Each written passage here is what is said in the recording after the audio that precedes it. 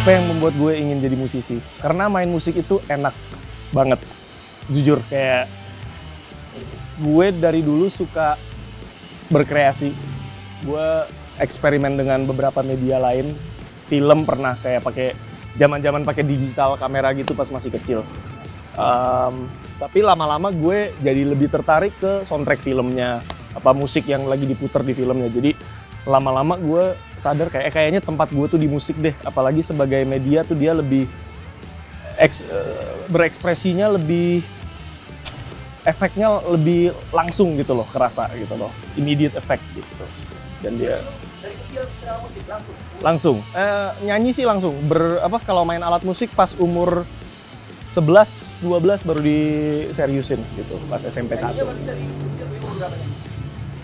Kayaknya dari gue orok udah nyanyi deh, tapi nggak secara sadar ya, kayak emang ada lagu diputer terus kayak ngikut aja gitu.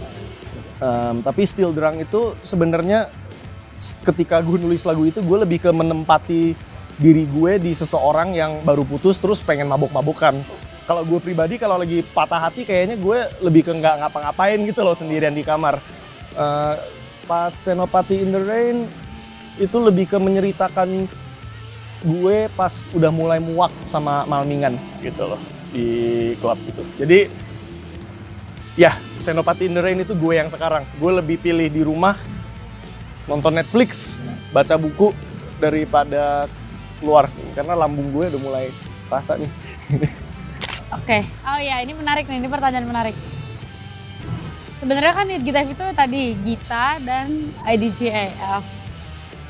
Nah, waktu aku bikin itu, aku emang pengen Gita tapi nggak mau terlihat kaku aja. Nah, kalau aku bisa bilang, aku orangnya nggak di CIF juga. Aku give up malah justru. Ya, aku GIF gitu. Aku malah GIF. aja nggak apa-apa nih. Tapi memang aku merasa dari penampilan aku, dari rambut aku, dari nada-nada yang aku ciptakan, bukan berarti paling beda, enggak. Cuman fresh aja menurut aku ya. Fresh untuk ditawarkan di pendengar di Indonesia gitu. Apa yang aku bawa sekarang tuh menurut aku fresh. Bukan si paling unik, si paling berbeda, enggak. Tapi seger aja. Gitu sih. Ada satu dialog, dia ngomong gini. Orang kayak gue, mimpi aja harus tahu diri. Itu dari awal sampai akhir, itu doang yang terputar di otak aku.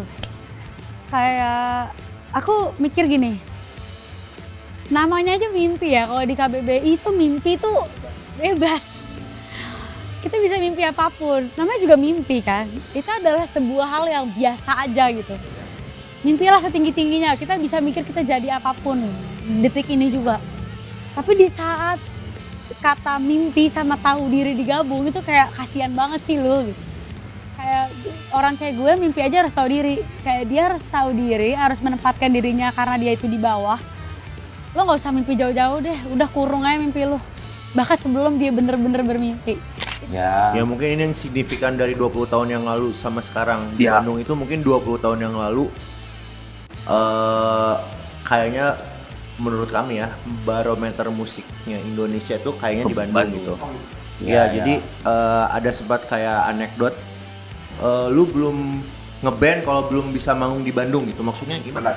Menaklukkan Bandung gitu. Nah mungkin untuk sekarang ini nggak tahu apanya yang salah.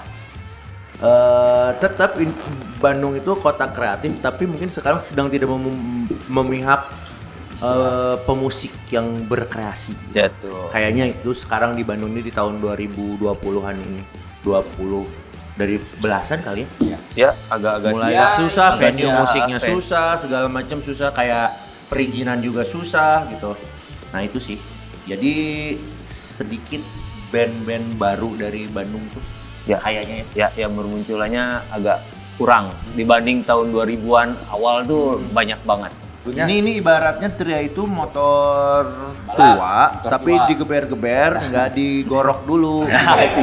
Maintenance-nya, ya. Harusnya kan dia. Iya. Jadi kalau misalnya bahasa itunya mungkin pada saat itu dia overheat kali ya. Iya. Gitu loh. Jadi kayak sesuatu yang sudah Udah limit, udah limit. lah gitu. Tapi setelah udah itu ya memang dicek segala macam semuanya tuh alhamdulillah bagus gitu. Cuman memang perlu bed rest lah. Dan kemarin juga udah manggung di Synchronize itu memang udah keputusan memang dari dokter yang menanganinya bahwa ya itu dokternya juga ngomong bahwa Tria itu manggung layaknya seorang atlet yang lagi bertanding di kelas dunia gitu. Jadi apanya itu sih namanya? Adrenalinnya itu tinggi gitu. Jadi memang itu yang harus dijaga ya, siapapun ini bisa terjadi sebenarnya gitu. Cuman ya alhamdulillahnya kayak kata Tria tadi ya ini satu berkah gitu, satu karunia semesta yang akhirnya semuanya baik aja gitu. Dan alhamdulillah balik jadi positif lah. iya gitu. 20 tahun itu yang pasti waktu berasa cepat buat aku pribadi yang udah dari awal gitu nih. Ardi sama Thomas juga kan mereka dari sekitaran circa 2011-2012 ya, buat mereka kan berarti jatuhnya udah hampir 10 tahunan lebih juga gitu loh. Nah itu juga apa ya, cepat banget waktu gitu dan kita menjadi saksi transisi lah teknologi ya, dari mulai kaset, mereka kan masih ngalamin kaset juga nih, kaset, CD gitu, terus DVD, terus menjadi sebuah file yang nggak ada fisiknya gitu. Nah itu tuh kayak buat kita ya luar biasa sih sebenarnya gitu. Sebenarnya kehilangan ya? Ada kehilangan iya, tapi ya kehilangan fisik. kangen punya edisi fisik gitu loh. Setiap kali kita ngeluarin album ya, kita berarti terakhir kan album 2019 itu udah nggak ada fisiknya. Terakhir tuh 2013 ya kita ngeluarin album yang masih ada CD-nya gitu. Padahal keren kalau ada fisik ya kan, ada thanks to, ada foto-fotonya. Kita sekarang gitu. kangen bikinin apa, credit title ya, thanks to, credit title. Zaman dulu kan ada gitu. Ya udahlah, itulah paling 20 tahun. Sekarang bikinnya tagihan. Apa? Anjay. Berkesan lah pokoknya 20 tahun. Mudah-mudahan masih bisa 10 tahun lagi ke depan ya kan, 20 tahun lagi ke depan. Oh kita beruntung karena kita punya banyak lagu ya gengs. Kayak jadi kita bisa kayak beralih dulu nih gitu. Misalnya bawain inilah udah lama misalnya gitu. Jadi ada ganti untungnya songlist. ganti songlist gitu. Tapi tetap aja ada satu yang nggak akan kita ngebawain. Nah itu dia, kalau I Will Fly nggak dibawain nanti nggak dibayar ya kan. Nanti orang bingung, ini sebetulnya kita ngundang siapa ya? Itu gitu lagi. Meskipun kita pernah mau coba untuk tidak membawakan I Will Fly, tapi nggak mungkin. Pernah Mencoba, tapi nggak mungkin sih. Semuanya kayak ditanya mau lagu apa? I Will Fly. Terus abis kita main lagu lain, mau apa? I Will Fly. Ya udah kita main I Will Fly aja 3 kali. Untuk orang yang ekstrovert itu akan susah banget. Karena ketika dengan pasangan dia didiamkan, pasti aduh gue harus kemana nih, gue harus ngapain. Jadi